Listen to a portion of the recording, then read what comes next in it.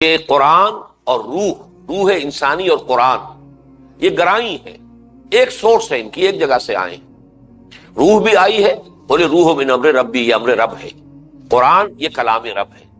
اس لیے ان میں اس قدر گہری مناسبت ہے کہ روح انسانی لپکتی ہے قرآن کی طرف۔ بس اسی پر قیاس کیجئے کہ حق جو ہے، روح انسانی لپکتی ہے، اسے قبول کرنا چاہتی ہے، اس کی تصدیق کرتی ہے۔ فرض کیجئے کہ اور کوئی رکاوٹ نہیں تھی، اس میں کوئی تعصب نہیں تھا، اس میں کوئی حسد نہیں تھا، اس میں کوئی تکبر نہیں تھا۔ اگر تو تکبر ہوگا، حسد ہوگا تو قبول ہی نہیں کرے گا، تصدیق ہی نہیں کرے گا، جیسے ابو جہل نے نہیں کیا، جیسے اور جو سرداران قریش تھے انہوں نے نہیں، حق کو حق مان کر، جیسے کہ فرعون کے بارے میں آتا ہے کہ انہوں نے انکار کیا، آل فرعون نے اور فرعون نے، حالانکہ ان کے دلوں نے گواہی دے دی تھی کہ یہ حق ہے جو کچھ حضرت موسیٰ پیش کر رہے ہیں۔ یا جیسے کہ علماء یہود کے بارے میں قرآن کہتا ہے کہ یعرفونہ کما یعرفون ابناءہم، ایسے پہچانتے ہیں محمد کو صلی اللہ علیہ وسلم اور قرآن کو جیسے کہ اپنے بیٹوں کو پہچانتے ہیں، لیکن تکبر کی وجہ سے، حسد کی وجہ سے، تعصب کی وجہ سے انکار کیا تو وہ تو ہو گئے کافر۔ لیکن اب ہم ایک ایسے شخص کے بارے میں سوچ رہے ہیں جس میں یہ تکبر نہیں ہے، حسد نہیں ہے، تعصب نہیں ہے، اس نے حق کو حق سمجھ کر قبول کر لیا ہے، تصدیق کی ہے، ایمان لایا ہے، کہا ہے اشہد ان لا الہ الا اللہ واشہد ان محمد رسول اللہ صلی اللہ علیہ وسلم، لیکن ضعف ہے، طبیعت کے اندر وہ کمزوری ہے، ضعف ارادی کا مریض ہے، جان و مال یہ بہت پیارے ہیں اور اس کی قربانی دینے کے لیے آمادہ نہیں ہے۔ اب اس کے لیے قدم قدم پر امتحان آئے گا، قدم قدم پر آزمائش آئے گی، وہاں تو پکارا جائے گا نکلو اللہ کی راہ میں، قاتلوا فی سبیل اللہ الذین یقاتلونکم، جنگ کرو اللہ کی راہ میں ان سے جو تم سے جنگ کرتے ہیں، قاتلوہم حتی لا تکون فتنۃ ویکون الدین کلہ للہ، تم جنگ کرتے رہو جب تک کہ اللہ کا دین غالب ہو جائے، کل کا کل دین اللہ ہی کے لیے ہو جائے، فتنہ اور فساد اور بغاوت جو ہے اللہ کے خلاف جو روح عرضی پر ہے وہ ختم ہو جائے۔ اس کے لیے انسان کو بذل نفس اور انفاق مال، جان کھپانا، مال کھپانا، وقت صرف کرنا، اینڈ ٹائم از منی، وقت ہی پیسہ ہے، وقت ہی کے ذریعے سے انسان دولت بناتا ہے، پیسہ کماتا ہے، ان چیزوں کو خرچ کرنے کے لیے آمادہ نہیں ہوتا۔ اب ذرا نوٹ کر لیجئے سورہ حجرات کی وہ آیت مبارکہ جس میں ایمان کی ڈیفینیشن یہ آئی ہے، انما المؤمنون الذین آمنوا باللہ ورسولہ ثم لم یرتابوا وجاہدوا باموالہم وانفسہم فی سبیل اللہ اولئک هم الصادقون۔ مومن تو بس وہ ہیں، صرف وہ ہیں جو ایمان لائے اللہ پر اور اس کے رسول پر، پھر شک میں ہرگز نہیں پڑے، اور انہوں نے جہاد کیا اللہ کی راہ میں اور کھپا دیے اس میں اپنی جانیں بھی اور اپنے مال بھی، صرف یہی لوگ سچے ہیں اپنے دعویٰ ایمان میں۔ یہی ذرا مضمون آگے کھلا تھا سورہ حج کے آخری رکوع میں، یا ایھا الذین آمنوا ارکعوا واسجدوا واعبدوا ربکم وافعلوا الخیر لعلکم تفلحون وجاہدوا فی اللہ حق جہاد۔ ایمان کے یہ تقاضے ہیں، درجہ بدرجہ، رکوع کرو، سجدہ کرو، ہمہ اللہ کے بندے بن جاؤ، خیر میں، خیر کے کام میں اپنے آپ کو لگاؤ، اور سب سے بڑھ کر یہ چوٹی ضربۃ السنام منہ الجہاد فی سبیل اللہ، اللہ کی راہ میں جہاد کرو جتنا اور جیسا کہ اس کے لیے جہاد کا حق ہے، جاہدوا فی اللہ حق جہاد۔ اور یہ مضمون پھر کھل کر جو آیا ہے سورہ صف میں آ چکا ہے، یا ایھا الذین آمنوا هل ادلکم علی تجارۃ تنجیکم من عذاب الیم تؤمنون باللہ ورسولہ وتجاہدون فی سبیل اللہ باموالکم وانفسکم ذالکم خیر لکم ان کنتم تعلمون۔ اب یہ سارے مضامین جو تفصیلاً بیان ہو چکے ہیں، اب ایک ایسے شخص کی حالت پر ذرا غور کیجئے، اس کا تصور کیجئے کہ اسے ایمان بھی پیارا ہے، اچھا لگتا ہے دین، چاہتا ہے آخرت کی بھی فوز و فلاح جو ہے وہ بھی مطلوب ہے، مقصود ہے، لیکن تن من دھن بھی پیارا ہے، جان بھی پیاری ہے، جس کو ہو جان و دل عزیز اس کی گلی میں جائے کیوں، اور تاب لاتے ہی بنے گی غالب، مرحلہ سخت ہے اور جان عزیز۔ یہ ہے وہ مرحلہ کہ جس میں جب انسان اس کو نوٹ کیجئے، جب تک تو کیفیت یہ رہے کہ جب پکارا گیا نہیں گئے، انفاق مال کے لیے ترغیب آئی، تجوری کا دروازہ نہیں کھلا، اپنی جیبوں کی طرف ہاتھ نہیں گیا، گویا کہ یہاں ایک کیفیت ایسی ہے کہ ایمان کی نفی ہو رہی ہے، لیکن اعتراف ہے کہ ہاں ہم سے خطا ہوئی، تسلیم کیا جا رہا ہو کہ ہم سے غلطی ہوئی، اس پر استغفار ہو، خود بھی اللہ سے معافی چاہے انسان، اور حضور کی خدمت میں بھی آ کر وہ عرض کرے کہ نبی میرے لیے استغفار کیجئے صلی اللہ علیہ وسلم، مجھ سے خطا ہوئی ہے، میں اعتراف کرتا ہوں۔ جب تک یہ اعتراف تقصیر موجود ہو، جب تک خطا کو انسان تسلیم کرتا رہے، اس وقت تک اس سے صرف ضعف ایمان کہا جائے گا، نفاق نہیں کہا جائے گا۔ اچھی طرح اس کو نوٹ کر لیجئے، یہیں سے آگے اب لائن جو ہے، جو بالکل لائن آف ڈیمارکیشن ہے ضعف ایمان اور نفاق کے مابین، یہیں سے وہ بات واضح ہے۔ جو کوتاہی ہے، ظاہر بات ہے کمزور بھی اللہ ہی نے پیدا کیے لوگ، اس میں بہرحال ہر طرح کا انسان، خدا پنج انگشت یکساں نہ کر، نہ ہر زن زنست ہو، نہ ہر مرد مرد، نہ ہر مرد جو مرد نظر آتا ہے وہ حقیقت میں مرد ہے، اور نہ عورت جو عورت نظر آتی ہے وہ حقیقت میں عورت ہے۔ اللہ نے سب کو برابر پیدا نہیں کیا ہے، اور جیسے کہ حدیث میں آیا ہے کہ المومن القوی خیر من المومن الضعیف، ایک قوی مومن جو ہے وہ اللہ کی نگاہ میں اس کا زیادہ رتبہ ہے، بہتر ہے وہ ایک کمزور مومن سے۔ لیکن مومن کمزور ہو سکتا ہے، اگر صحابہ کرام پر بھی عارضی طور پر ضعف ایمان کا حملہ ہو سکتا تھا تو تاب دیگرہ چہ رسد کون سے شک اور شبے کی گنجائش ہے؟ آپ کو معلوم ہے غزوہ تبوک کے موقع پر 3 صحابہ کے ساتھ جو معاملہ پیش آیا، حضرت کعب ابن مالک نے صاف تسلیم کیا جب حضور غزوہ تبوک سے واپس آئے ہیں، صاف تسلیم کیا حضور کوئی عذر نہیں تھا میرے پاس۔ منافقین حاضر ہوئے، قسمیں کھائیں، اپنے آپ کو بچا لیا، لیکن انہوں نے صاف کہا کہ میرے پاس کوئی عذر نہیں ہے، میں جتنا صحت مند ان دنوں تھا کبھی نہیں رہا زندگی بھر، جتنا غنی اس دور میں تھا کبھی نہیں رہا پوری زندگی میں، کوئی عذر نہیں تھا، نہ بیماری کا عذر، نہ افلاس کا عذر کہ میرے پاس سواری نہ ہو یا زاد راہ نہ ہو، بس یہ ہے کہ نفس نے مجھے دھوکہ دیا اور مجھے یہ پٹی پڑھائی کہ حضور تو 30,000 کے لشکر کو لے کر چلیں گے تو بڑی کم رفتار ہوگی، تم ذرا اور 2 دن اپنے گھر کے آرام کی لذت لے لو، بیوی بچوں میں رہو، ٹھنڈی چھاؤں میں رہو، لیکن یہ کہ پھر تم ذرا تیز اکیلے ہوگے دوڑاتے ہوئے اپنی ناقہ کو جا ملنا حضور کے ساتھ۔ ہر روز صبح ہو رہی ہے اور نفس یہی پٹی پڑھا رہا ہے، یہاں تک کہ اچانک ایک دن یہ خیال ہوا، انکشاف ہوا کہ اب تو چاہے کتنی ہی تیز رفتاری سے تم چلے جاؤ لیکن حضور سے نہیں مل سکتے، اعصاب ڈھیلے پڑ گئے، رہ گئے، تو ان کو سزا دی گئی 50 دن کا مقاطعہ، ایسا سوشل بائیکاٹ کہ واقعہ یہ ہے کہ جس کی مثال شاید تاریخ میں نہ ملے، اور اس معاشرے کی پوری تصویر آتی ہے بڑی طویل احادیث میں سے جس میں نقشہ کھینچا گیا۔ تو اس طرح کی کوتاہی ایک مومن حقیقی سے، مومن جو واقعتاً حقیقی مومن ہے، کوتاہی ہو گئی۔ تو ضعف ایمان کا یہ حملہ عارضی طور پر ہو سکتا ہے، اور کچھ لوگ ایسے بھی ہو سکتے ہیں مریض طبع کہ ان پر یہ ضعف ایمان کی کیفیت مستقلاً طاری رہے، لیکن یہ کہ بہرحال اگر اعتراف ہے، جھوٹ نہیں ہے، جھوٹا بہانہ نہیں ہے، اعتراف تقصیر ہے، تو اس کو نفاق ہرگز نہیں کہا جائے گا، یہ صرف ضعف ایمان کی ایک کیفیت ہے، چاہے وہ عارضی ہو اور چاہے مستقل۔ لیکن اب یہ کہ انسان کے اندر ایک عزت نفس بھی ہے، یہ عزت نفس جب تک حدود کے اندر رہے بڑی قیمتی شے ہے، لیکن ایک حد سے جب یہ گزر جاتی ہے تو یہی انسان کو آمادہ کرتی ہے جھوٹ بولنے میں، جھوٹی عزت نفس، کہ اب کب تک اپنی تقصیر کا اعتراف کرو گے، بار بار ہو چکا ہے، کب تک جا کر کہو گے کہ مجھ سے کوتاہی ہوئی، آخر لوگوں کی نگاہوں میں گرتے ہو، تمہاری وقت کم ہوتی ہے، کچھ نہ کچھ تو توہین ہوتی ہی ہے، لہذا کیوں نہ آسان راستہ اختیار کرو کہ جھوٹا بہانہ بنا دو اپنے آپ کو بچانے کے لیے، جس کو کہ سورہ بقرہ کی ایک آیت میں کہا گیا ہے، جو حج سے متعلق آیات آئی ہیں 24ویں اور 25ویں رکوع میں،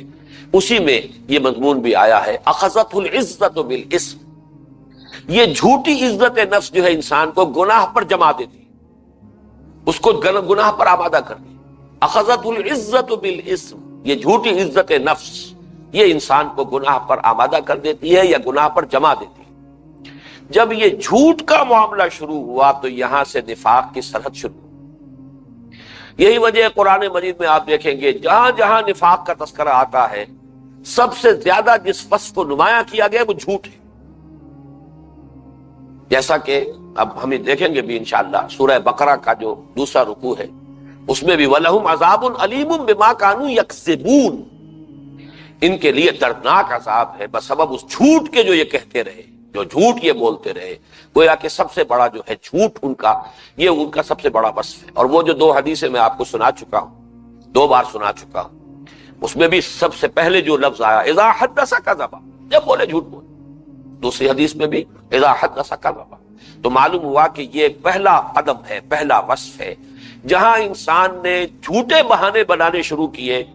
گویا کہ اب نفاق کی صنعت شروع ہو گئی. لیکن نفاق کے مرض کے کچھ مراحل اور مدارج ہیں،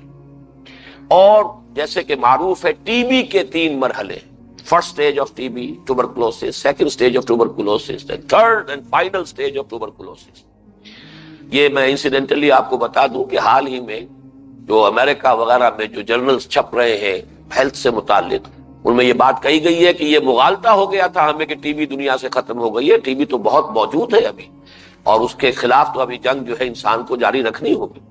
تو عام طور پر سمجھا یہ گیا تھا کہ انسان کامیاب ہو گیا ہے ٹی بی کی ایریڈیکیشن میں. بہرحال ٹی بی کے یہ 3 درجے، پہلا درجہ، دوسرا درجہ، تیسرا درجہ، اور تیسرے درجے پر جو پہنچ جاتا تھا، آج کل تو بہرحال اس کی ادویات بہت مؤثر بھی ہیں، بہت لمبا علاج اگرچہ ہوتا ہے. لیکن یہ کہ میں اس زمانے کی بات کر رہا ہوں جبکہ میں طالب علم تھا، کہ تھرڈ سٹیج والا جو مریض ہوتا تھا ٹیوبرکلوسس کا، اس کے بارے میں نا امیدی ہوتی تھی.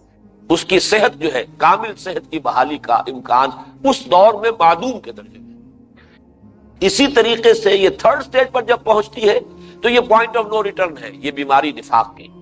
لیکن یہ کہ ان تینوں درجوں کو ذرا اچھی سمجھ لیجئے. جب تک صرف جھوٹے بہانے ہیں یہ پہلا درجہ ہے. اس کے بعد ایک مرحلہ آتا ہے کہ انسان نے کئی مرتبہ جھوٹے بہانے بنائے. انسان دیکھتا ہے کہ کچھ لوگ زیر لب مسکرا رہے ہیں، گویا کہ اعتماد میرا اٹھ سا گیا ہے.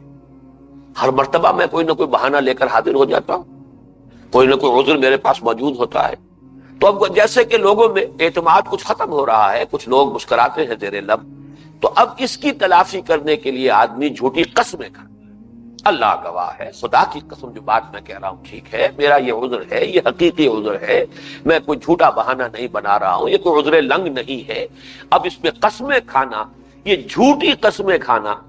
یہ جو سورہ منافقون کی آیت نمبر 2 ہے، اتخذوا ایمانہم جنۃ فصدوا عن سبیل اللہ. انہوں نے اپنی قسموں کو اپنی ڈھالیں بنا لیا ہے اللہ کے راستے سے رکنے کے لیے. صدا یا سدو، یہ فعل لازم بھی ہے، فعل متعدی بھی ہے. صدا یا سدو کے معنی کسی راستے سے خود رک جانا اور کسی کو روکنا، یہ دونوں مفہوم ہے اس کے. تو اللہ کے راستے سے فصدوا عن سبیل اللہ، اللہ کے راستے سے، جہاد فی سبیل اللہ سے اپنے آپ کو روکنے کے لیے انہوں نے ڈھال بنا لیا ہے اپنی قسموں کو. خدا کی قسم یہ عذر ہے، یہ مجبوری ہے، یہ تکلیف ہے،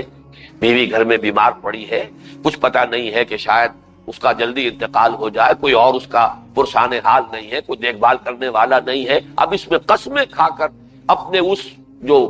جو لاسٹ جو کانفیڈنس ہے، جو ان کا اعتماد جو ہے ختم ہو چکا تھا، اسے بحال کرنے کی کوشش. یہ دوسری سٹیج ہے. تیسری سٹیج وہ ہے third stage of T be کے کورسپونڈنگ نفاق کی. وہ تیسری سرحد جو ہے، تیسرا درجہ یہ ہے کہ اب شدید قسم کی دشمنی اہل ایمان سے پیدا ہو جاتی ہے، بالخصوص قیادت سے، قائد سے. اس کو بھی نفسیاتی طور پر اچھی طرح سمجھ لینا چاہیے. یہ باتیں 2 اور 2 4 کی طرح واضح ہو جانی چاہیے کہ ایک انسان یہ دیکھتا ہے جب بھی کوئی تقاضا آیا، کچھ لوگ ہیں کہ فوراً جو ہے لبیک کہتے ہیں، نکل پڑتے ہیں، دائیں بائیں کچھ دیکھتے ہی نہیں، کوئی مصلحت ان کے آڑے نہیں آتی. اب اس پر انہیں سخت جو ہے طیش آتا ہے کہ ان کی وجہ سے ہماری بزدلی یا ہماری کمزوری یہ نمایاں ہو رہی ہے. اگر سب لوگ بیٹھے رہے تو سب برابر ہیں، کوئی بھی نہ اٹھے. کچھ لوگ اٹھے اور نکل کھڑے ہوئے. اب معلوم ہوا کہ جو رہ گئے ہیں ان کے اعتبار سے ایک نیگیٹو تھنکنگ تو لازماً پیدا ہوگی، وہ نمایاں ہو گئے. جیسے وہ محاورے میں کہا جاتا ہے کہ جس بلی کی دم کٹ گئی ہو وہ تو چاہے گی کہ سب کی دم کٹ جائے، اس لیے کہ خام خواہ وہ نکو نہ رہے، وہ بلیوں کے اندر وہ علیحدہ نظر نہ آئے، بلکہ سب کے سب برابر ہو. تو اگر تو سب بیٹھے رہے، اس کا بھی ایک نقشہ میرے سامنے آ گیا ہے. صلح حدیبیہ کے موقع پر جب حضور نے صلح جب مکمل ہو گئی، تحریر پوری ہو گئی، اس کے بعد جب حضور نے فرمایا مسلمانوں یہیں اب احرام کھول دو اور جو قربانی کے جانور ساتھ ہیں یہی قربانی دے دو، کوئی نہیں اٹھا. میں تو حیران ہوتا ہوں. یہ موقع واحد موقع ہے کہ جس میں حضرت ابوبکر کے بارے میں بھی یہ وضاحت نہیں ہے کہ وہ بھی اٹھے ہوں، کوئی نہیں اٹھا. 3 مرتبہ حضور نے فرمایا اور پھر آپ دل گرفتہ ہو کر، پچھلی نشست میں بھی حضرت ام سلمہ کا ذکر آیا ہے رضی اللہ تعالی عنہا. یہ حضور کی ازواج میں بہت ہی جن کو کہا جائے ذہین اور فتین اور معاملہ فہم، بہت سمجھدار خاتون. تو حضرت ام سلمہ اس سفر میں ساتھ تھی. تو حضور گئے خیمے میں اور جا کر شکایتاً کہا میں نے 3 دفعہ مسلمانوں سے کہا کوئی نہیں اٹھا. تب حضرت ام سلمہ نے پھر یہ مشورہ دیا کہ آپ کسی سے کچھ نہ کہیے، آپ اپنا احرام کھول دیجئے، قربانی دے دیجئے.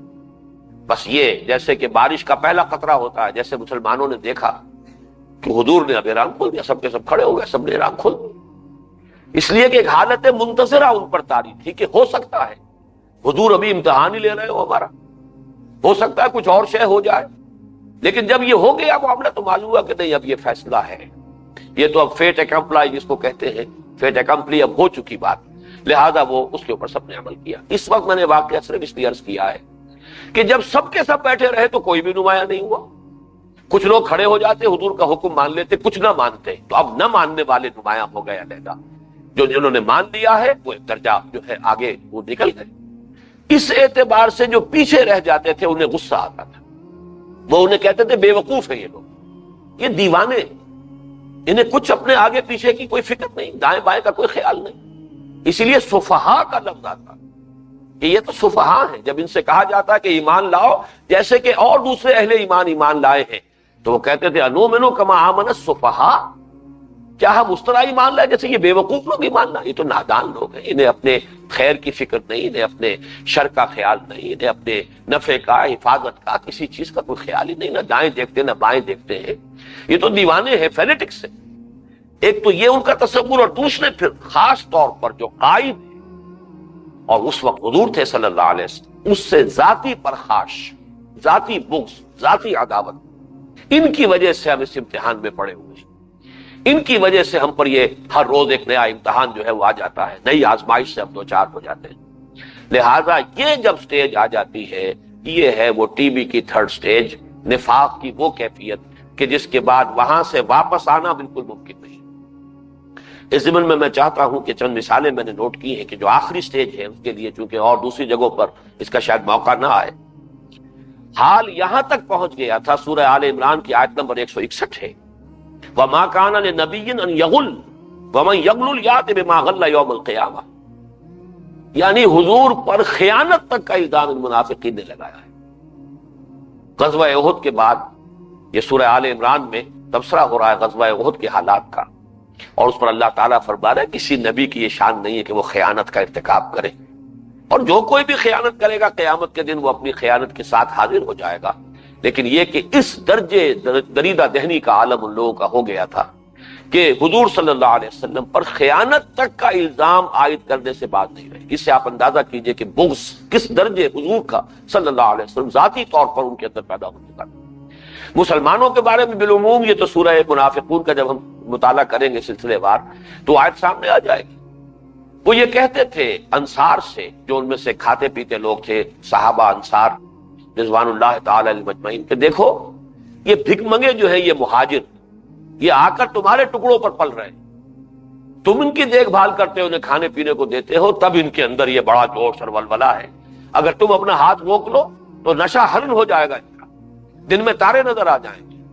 وہ کہتے ہیں ہم الذین یقولون لا تنفقوا علی من عند رسول اللہ حتی ينفضوا وللہ خزائن السماوات والارض ولکن المنافقین لا یفقہون. مت خرچ کرو ان پر، یہ جو ہے یہ دودھ پیتے مجنو ہے. یہ اصل میں اگر یہ تم نے ہاتھ روک لیا تو یہ سب کے سب منتشر ہو جائیں گے، سب ساتھ چھوڑ جائیں گے محمد کا صلی اللہ علیہ وسلم. یہ ایمان وغیرہ اور جوش جہاد اور ذوق شہادت یہ سب ختم ہو جائے. یہ ان کا نقشہ ہے اہل ایمان کے بارے میں. اور حضور کے بارے میں جیسا کہ میں نے عرض کیا، قرآن کی گواہی ہے کہ خیانت تک کا الزام حضور پر انہوں نے عائد کیا. ایک اور واقعہ بہت مشہور آتا ہے، جب حضور کو مال غنیمت کی تقسیم فرما رہے تھے، کسی شخص نے بدبخت نے کھڑے ہو کر کہا اعدل یا محمد، اور اس میں در حقیقت کس قدر زہر پنہا ہے. اے محمد عدل سے کام لو. گویا کہ حضور پر صلی اللہ علیہ وسلم ناانصافی کا الزام عائد کر رہا ہے. اسی طرح سورہ توبہ کی آیت نمبر 61 میں الفاظ آئے ہیں وَمِنْهُمُ الَّذِينَ يُؤْذُونَ النَّبِيَّ وَيَقُولُونَ هُوَ أُذُنٌ. ان میں ایسے لوگ بھی ہیں جو نبی کو ایذا پہنچاتے ہیں، یہاں تک کہہ جاتے ہیں کہ نرے کان ہی کان ہے. یعنی یہاں مغز نہیں ہے، کوئی بھیجا نہیں اندر، سمجھتے نہیں ہیں بات کو، جو بات کہہ دو مان لیتے. ہوا اذن، نرے کان. ظاہر بات ہے کہ ایک انسان اگر صاحب خرد ہے وہ کان سے جو کچھ سنتا ہے پھر اپنے عقل کی ترازو میں اسے تولتا ہے، آیا یہ قابل قبول ہے یا نہیں ہے۔ تو حضور صلی اللہ علیہ وسلم چونکہ جو عذر بھی وہ بیان کرتے تھے، جو جھوٹے بہانہ لے کے آتے تھے، آپ کہتے تھے ٹھیک ہے بھائی، آپ کو یہ بھی پسند نہیں تھا کہ جھوٹے کو جھوٹا کہیں اس کے منہ پر، یہ اپنی جگہ پر ایک دوسری حکمت ہے، لیکن یہ کہ اس کا نتیجہ الٹا یہ نکل رہا ہے کہ وہ اپنے آپس میں سرگوشیاں کرتے ہیں، انہیں تو کچھ سمجھ ہے ہی نہیں، انہیں پتہ ہی نہیں، دیکھو کس طرح ہم نے ان کو دھوکہ دے لیا۔ وہ حضور نرے کان ہے، ان کے ساتھ جو ہے غور و فکر کی صلاحیت موجود نہیں ہے۔ سورہ احزاب میں آیا ہے ان الذین یؤذون اللہ ورسولہ لعنہم اللہ فی الدنیا والآخرہ، یعنی یہ رسول کو ایذا پہنچانا در حقیقت اللہ کو ایذا پہنچانا ہے۔ یقیناً وہ لوگ جو ایذا پہنچا رہے ہیں اللہ کو اور اس کے رسول کو، اللہ تعالیٰ نے ان کو قیامت کے دن جو ہے دنیا میں بھی اور قیامت کے دن بھی ان پر لعنت فرمائے۔ اور اس سلسلے کی جو آخری بات ہے وہ سورہ منافقون ہی میں آ جائے گی۔ انہوں نے یہ بھی کہا تھا، یہ عبداللہ ابن ابی کا قول ہے کہ اب اگر ہم مدینے پہنچ گئے، لئن رجعنا الی المدینہ لیخرجن الاعز منها الاذل، اگر اب ہم مدینے پہنچ گئے، غزوہ بنی المصطلق سے واپسی پر وہ واقعہ پیش آیا تھا، تو ہم میں سے جو بہت عزت والا ہے، جو اب یہ لفظ بھی بڑا سخت ہے، میں ذلیل کا لفظ بول رہا ہوں، عربی زبان میں ذلیل کمزور کو کہتے ہیں صرف، یہ اردو زبان میں ذلیل کا سنس اپنے ذہن میں نہ رکھیے، جو سب سے کمزور ہے اس کو، یعنی حضور صلی اللہ علیہ وسلم کے لیے لفظ استعمال کیا ازل، اپنے لیے لفظ استعمال کیا اعز، اَإِن رَجَعْنَا إِلَى الْمَدِينَةِ لَيُخْرِجَنَّ الْأَعَزُّ مِنْهَا الْأَذَلَّ وَلِلَّهِ الْعِزَّةُ وَلِرَسُولِهِ وَلِلْمُؤْمِنِينَ وَلَكِنَّ الْمُنَافِقِينَ لَا يَعْلَمُونَ، حالانکہ عزت کا حقدار تو اللہ ہے، اس کے رسول ہے صلی اللہ علیہ وسلم اور اہل ایمان ہے، لیکن ان منافقوں کو عقل نہیں۔ تو یہ میں نے آپ کے سامنے یہ 3 سٹیجز بیان کر دی ہے نفاق کی۔ بالکل ابتدائی سٹیج وہ ہے کہ جس میں ابھی صرف جھوٹے بہانے بنانے شروع کیے گئے، اس سے آگے چل کر جب محسوس ہوا کہ اعتبار ہمارا کم ہو رہا ہے تو اس اعتبار کی کمی کو کمپنسیٹ کیا جھوٹی قسمیں کھا کر، اور جب اس پر بھی زیر لب لوگوں کا تبسم دیکھا تو اب ظاہر بات ہے کہ کوئی اور ذریعہ تو نہیں ہے، اب ان کے اندر ایک رد عمل شدید، نفرت، بغض، عداوت، دشمنی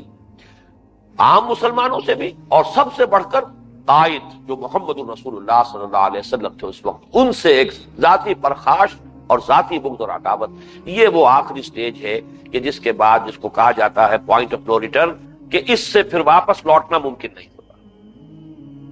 اب میں قرآن مجید میں یہ جو نفاق اور منافقین کا ذکر جس تدریج سے آیا ہے، میں اس کے بھی کچھ حوالے آپ کو دینا چاہتا ہوں، اس لیے کہ یہ جو اس ارتقائی مراحل یا تنزلاتی مراحل کہیں گے، آپ یہ بھی کہہ سکتے ہیں کہ ترقی کر رہا ہے۔ جو مجھے شعر یاد آیا کہ ہوئے ہیں وہ جس دن سے ناراض شعری، ترقی پہ ہے اضطراب محبت۔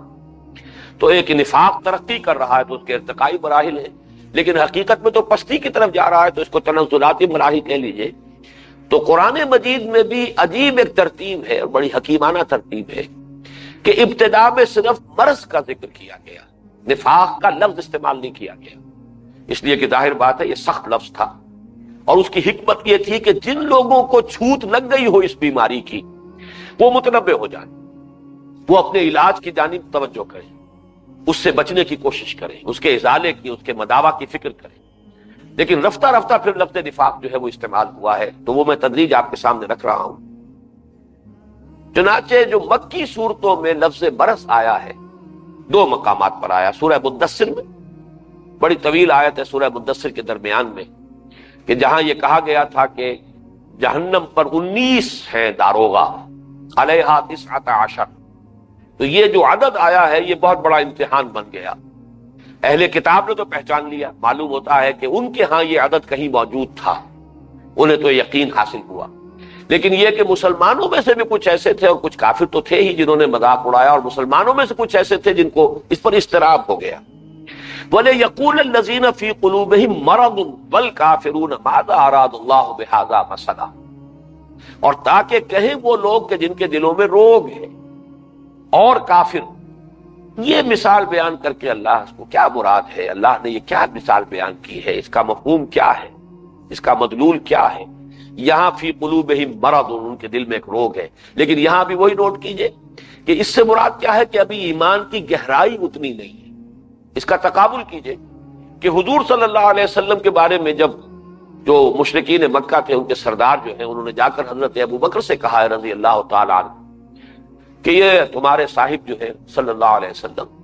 معلوم ہوتا ہے کہ اب تو بالکل ہی ان کا توازن جو ہے وہ ذہنی توازن ختم ہو گیا۔ وہ کہہ رہے ہیں کہ ایک رات میں میں یہاں سے بیت المقدس گیا، وہاں سے 7ویں آسمان تک پہنچا، پھر واپس بھی آ گیا، یہ دعویٰ کر رہے ہیں۔ ایک لحظے کے لیے توقف کیا حضرت ابو بکر نے، ایک سوال کیا ہے رضی اللہ تعالیٰ عنہ، کیا واقعی وہ کہہ رہے ہیں؟ اور وہ خوش ہو گئے کہ معلوم ہوتا ہے کہ ہمارا تیر صحیح نشانے پر لگا ہے، یعنی کچھ نہ کچھ تذبذب جو ہے ابو بکر کے مزاج میں بھی پیدا ہو گیا ہے، کچھ نہ کچھ جو ہے تزلزل ان کے ایمان میں پیدا ہوا ہے۔ لیکن جب ان کا ہاں کہے چلو ابھی جا کر ان کے سامنے ان سے پوچھوا دیتے ہیں، وہ کہہ رہے ہیں، تو فوراً کہا ہے کہ اگر وہ کہہ رہے ہیں تو صحیح کہہ رہے ہیں، اور میں جب روز مانتا ہوں کہ فرشتہ آسمان سے ان کے پاس آتا ہے، تو ایک مرتبہ اگر وہ آسمان پر ہوا ہے تو کون سی بڑی بات۔ یہ ہے وہ یقین کی گہرائی۔ نبوت پر یقین اس درجے شدید ہے کہ اگر کوئی خیال آیا ہے تو صرف یہ کہ یہ ایسے ہی کہہ رہے ہیں یا واقعتاً حضور نے یہ فرمایا ہے صلی اللہ علیہ وسلم۔ اور یہی سورہ حجرات میں ہم پڑھ چکے ہیں کہ حضور کے فرامین کے بارے میں یہی کیفیت ہونی چاہیے ایک مسلمان کی، یہ تحقیق کرنے کا تو اسے حق ہے کہ حضور نے یہ فرمایا بھی کہ نہیں، اس کی روایت مضبوط ہے یا نہیں، اس کی سند جو ہے وہ واقعتاً قابل اعتماد ہے یا نہیں۔ لیکن اگر معلوم ہو جائے کہ حضور کا قول ہے تو پھر چونو چرا کی گنجائش نہیں، پھر تو جو حضور کا فرمان ہے اسے تسلیم کرنا ہوگا، چاہے عقل میں آئے چاہے نہ آئے۔ اس سے عقل جو ہے وہ میزان نہیں ہے۔ ایمان بالغیب جو ہے وہ تو شرط اول ہے اس راستے کی، الذین یؤمنون بالغیب ویقیمون الصلاۃ ومما رزقناہم ينفقون۔ تو یوں سمجھ لیجیے کہ یہ سورہ مدثر میں آیا،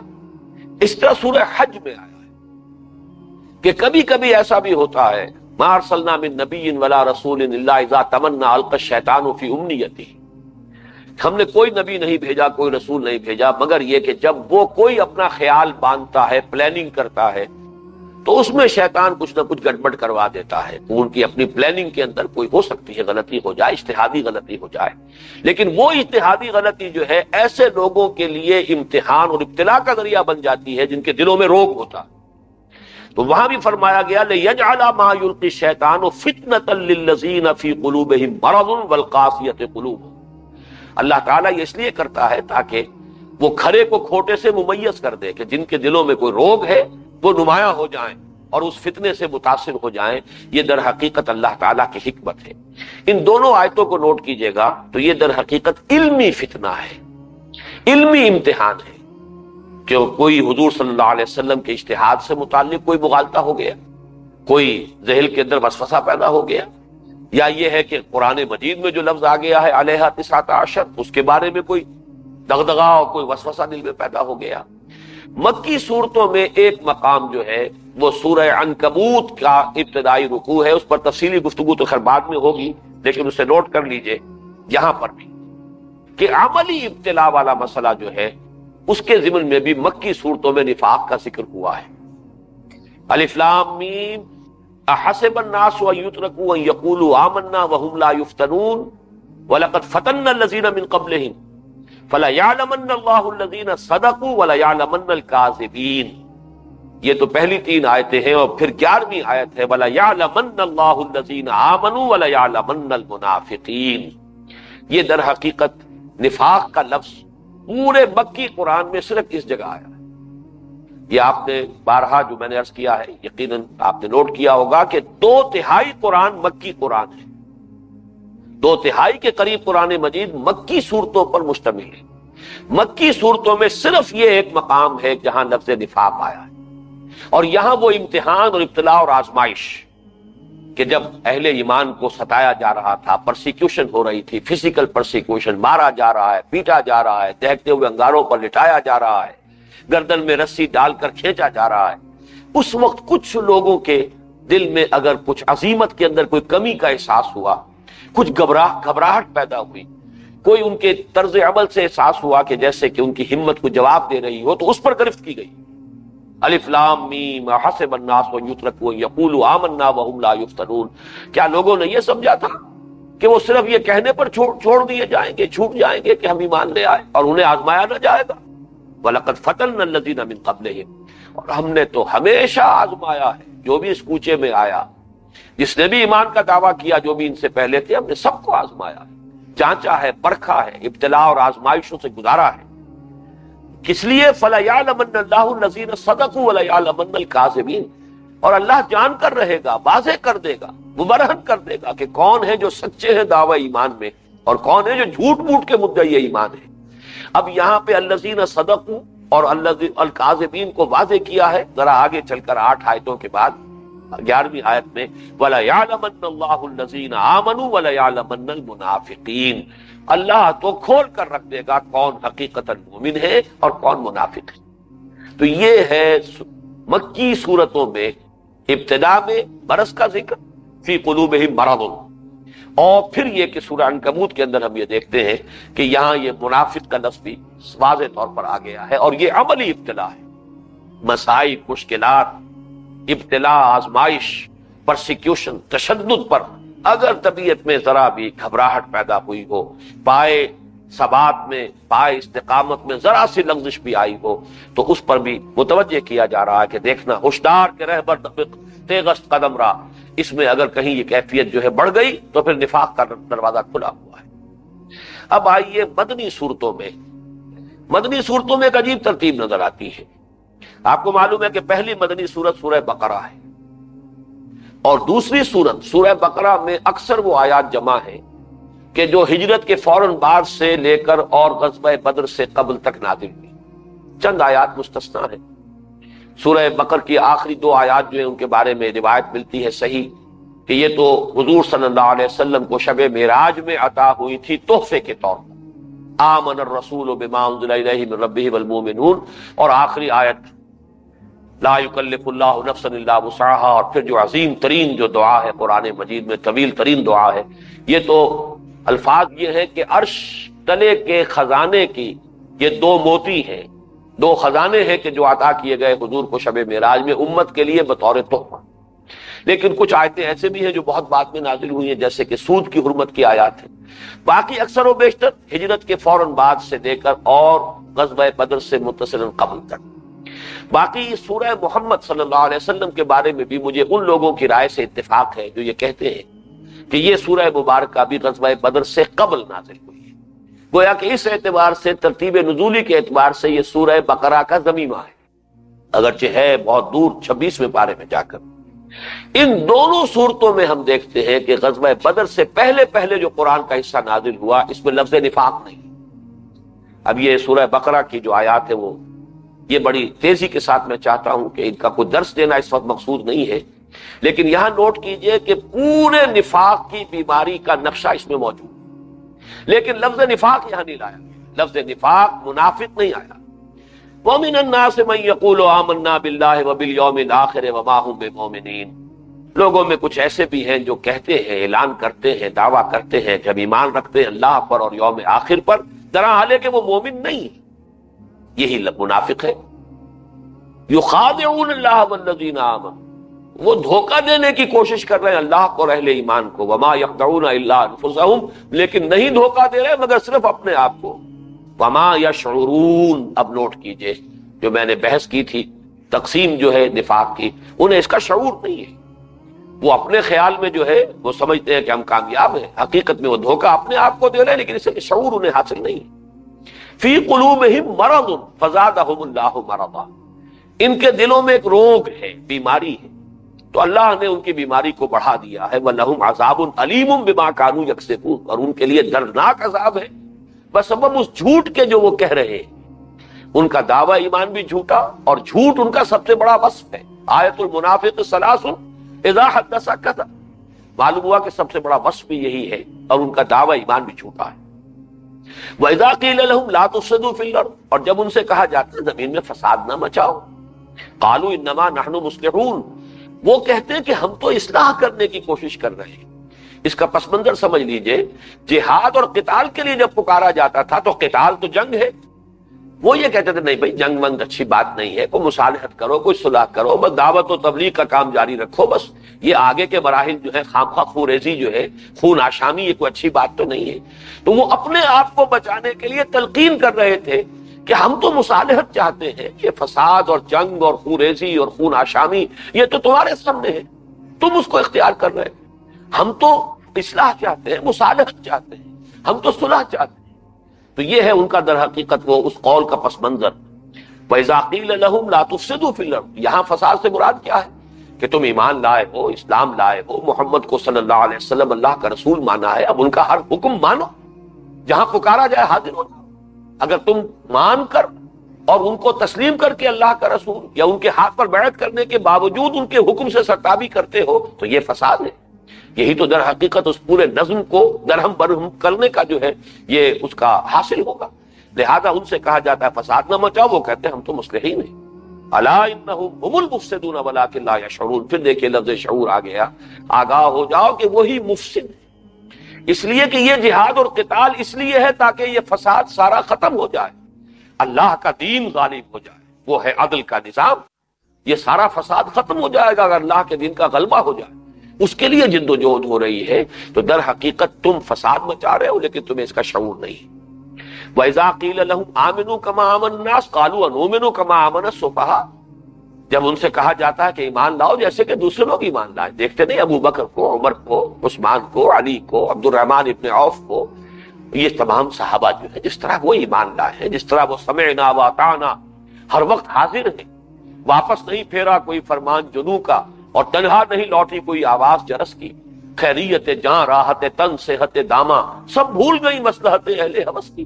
یہ ہے طرز عمل جو مومنین صادقین ہیں، ان کا اختیار کرو، ان کا اتباع کرو۔ وہ کہتے ہیں انؤمن کما آمن السفہاء، کیا ہم ایمان لائیں ان بے وقوفوں کے معنی؟ یہ تو سفیہ ہے، ناسمجھ ہے، بے وقوف ہے، انہیں اپنے نفع نقصان کی فکر نہیں ہے، آگے پیچھے کا کوئی خیال نہیں ہے، دائیں بائیں کی فکر نہیں کرتے، ہر وقت جان ہتھیلی پر لیے پھر رہے ہیں، نہ انہیں اپنے اولاد کے مستقبل کی فکر ہے، ان کو کسی چیز کے بارے میں جو ہے کوئی خیال ہی نہیں۔ تو یہ ہے بے وقوف۔ انؤمن کما آمن السفہاء الا انہم هم السفہاء ولکن لا یعلمون، آگاہ ہو جاؤ، اصل احمق یہ ہے، اصل بے وقوف یہ ہے، لیکن یہ کہ یہ علم نہیں رکھتے۔ اگر ان کو علم ہوتا حقیقی اور یہ جانتے کہ اصل زندگی آخرت کی زندگی ہے تو پھر یہ کہ یہی سارا مسئلہ انہیں بہت بڑا نفع کا سودا نظر آتا۔ ذالک هو الفوز العظیم، پھر انہیں محسوس ہوتا کہ تن من دھن سب کچھ لگا دینا یہی سب سے بڑی کامیابی ہے۔ تو بچا بچا کے نہ رکھ اسے، تیرا آئینہ ہے وہ آئینہ کہ شکستہ ہو تو عزیز تر ہے نگاہ آئینہ ساز میں۔ اصل میں اس حقیقت کو یہ نہیں جانتے، ولکن لا یعلمون۔ وَإِذَا لَقُوا الَّذِينَ آمَنُوا قَالُوا آمَنَّا وَإِذَا خَلَوْا إِلَىٰ شَيَاطِينِهِمْ قَالُوا إِنَّا مَعَكُمْ إِنَّمَا نَحْنُ مُسْتَهْزِئُونَ۔ یہ ہے ان کا دو رخہ کردار جو ہم نے نفقن اور نافقا کی بحث سے جو نتیجہ اخذ کیا تھا، دو رخہ پن، ذو الوجہین، دو چہرے ہیں۔ جب یہ اہل ایمان کے پاس آتے کہتے ہیں ہم ایمان لے آئے، ہم بھی مومن ہیں، اور جب یہ خلوت میں ہوتے ہیں اپنے شیطانوں کے پاس، وَإِذَا خَلَوْا إِلَىٰ شَيَاطِينِهِمْ، اپنے سرداروں اور لیڈروں کے پاس، چاہے وہ اہل کتاب کے علماء تھے یا اور ان کے سردار تھے، قالوا انا معکم انما نحن مستہزئون، وہاں یہ یقین دلاتے نہیں ہم آپ کے ساتھ ہی ہیں، آپ خیال نہ کیجیے، ہم آپ کو چھوڑ کر نہیں گئے ہیں، یہ تو ہم ذرا مذاق مسلمانوں کو بنا رہے ہیں، محمد سے مذاق کر رہے ہیں صلی اللہ علیہ وسلم۔ انما نحن مستہزئون اللہ یستہزئ بہم ویمدہم فی طغیانہم یعمہون، اللہ ان سے مذاق کر رہا ہے، اصل میں تو وہ اللہ کے مذاق کا ہدف بن گئے ہیں، اور انہیں اللہ تعالیٰ ڈھیل دے رہا ہے، ان کی رسی کو جو ہے ڈھیلا کر رہا ہے تاکہ وہ اپنی سرکشی کے اندر آگے بڑھتے چلے جائیں، اندھے بہرے ہو کر اور آگے سے آگے نکل جائیں۔ اولئک الذین اشتروا الضلالۃ بالہدی فما ربحت تجارتہم وما کانوا مہتدین، یہ وہ لوگ ہیں جنہوں نے ہدایت کے عوض گمراہی خرید لی۔ ان کی بدبختی کا تصور کرو کہ محمد الرسول اللہ کا زمانہ انہیں ملا ہے اور محمد الرسول اللہ ان کے سامنے ایمان کی دعوت لے کر کھڑے ہیں، اور اس دور میں قسمت کی خوبی دیکھیے یا بدبختی دیکھیے، ٹوٹی کہاں کمن، دو چار ہاتھ جب کہ لب بام رہ گیا، یہاں تو لب بام بھی دو چار ہاتھ نہیں رہا، محمد الرسول اللہ چل کر آئے ہیں مدینہ منورہ میں۔ لیکن یہ کہ ان کی بدبختی کا عالم یہ ہے، انہوں نے خود ہدایت کے عوض گمراہی کو خرید لیا ہے، فما ربحت تجارتهم وما كانوا مهتدين، تو انہیں ان کی تجارت نے کوئی فائدہ نہیں پہنچایا اور نہ ہی یہ ہدایت پانے والے ہیں۔ جو بات نوٹ کرانی تھی وہ یہ ہے کہ اس سورہ مبارکہ میں یہ جو آیات ہم نے ابھی پڑھی ہے نہایت جامع بیان ہے، لیکن یہاں لفظ نفاق نہیں آیا۔ یہ ہے حکمت قرآن کی کہ ابھی لوگ متوجہ ہو جائیں کہ یہ ایک بیماری ہے، ایک روگ ہے، اپنے گریبانوں میں جھانکو، دیکھو، ہر شخص جو ہے وہ اپنے تحت شعور میں جھانکے، اپنا جائزہ لے، اپنا سیلف اسسمنٹ کرے، کہیں میں تو اس بیماری میں مبتلا نہیں ہوں۔ علامات بیان کر دی گئی ہیں، نہ شخص معین کیا گیا، نہ ابھی وہ سخت اصطلاح جو ہے نفاق اور منافقت کی وہ اختیار کی گئی، تاکہ جس کے اندر بھی اصلاح پذیری کا مادہ ہو وہ اصلاح حاصل کر لے۔ اسی طریقے سے میں مثال دے رہا ہوں سورہ محمد صلی اللہ علیہ وسلم کی آیات، 20ویں آیت ہے وَيَقُولُ الَّذِينَ آمَنُوا لَوْلَا نُزِّلَتْ سُورَةٌ، اور کہتے ہیں یہ لوگ ایمان کے دعوے دار کیوں نہیں کوئی سورت نازل ہو جاتی۔ یعنی قتال کا جب حکم حضور دیتے تھے وہ کہتے تھے صریح حکم قرآن میں آنا چاہیے، قرآن میں حکم آ جائے گا ہم حاضر۔ لیکن جب قرآن مجید میں ابھی حکم نہیں آیا ہے، اس لیے کہ آپ کو معلوم ہے کہ صرف ایک مدافعت کی اجازت تو دی گئی تھی سورہ حج کی آیت میں کہ ہاتھ تمہارے کھول دیے گئے، لیکن قتال کا حکم نہیں آیا تھا۔ تو وہ اس کو آڑ بنا رہے تھے، لولا نزلت سورۃ، کیوں نہیں کوئی سورت نازل ہو جاتی، کوئی آیت صریح نازل ہو جاتی۔ فاذا انزلت سورۃ محکمۃ، اور جب وہ سورت جو ہے محکم نازل کر دی گئی، وذکر فیہا القتال، اور اس میں قتال کا ذکر آ گیا، رأیت الذین فی قلوبہم مرض ینظرون الیک نظر المغشی علیہ من الموت فاولیٰ لہم، تو آپ دیکھتے ہیں ان لوگوں کے جن کے دلوں میں روگ تھا۔ اب یہ ہے وہ روگ جس کے بارے میں وضاحت پیش نظر ہے اس وقت۔ نفاق کا وہ ابتدا جو ہے، اس کی جو بنیاد ہے اور اساس ہے، جو بیج ہے جہاں سے کہ وہ گٹھلی کے جس کو پھٹنے کے بعد جس سے نفاق کا پودا برآمد ہونا ہے، تو آپ دیکھتے ہیں ان لوگوں کو کہ جن کے دلوں میں وہ روگ ہے کہ وہ ایسے دیکھتے ہیں آپ کی طرف جیسے وہ شخص دیکھتا ہے کہ جس پر موت کی غشی طاری ہو رہی، آنکھیں پٹرا رہی ہیں۔ اس کے بعد فرمایا گیا اسی سورہ مبارکہ کی ام حسب الذین فی قلوبہم مرض ان لن یخرج اللہ اضغانہم ولو نشاء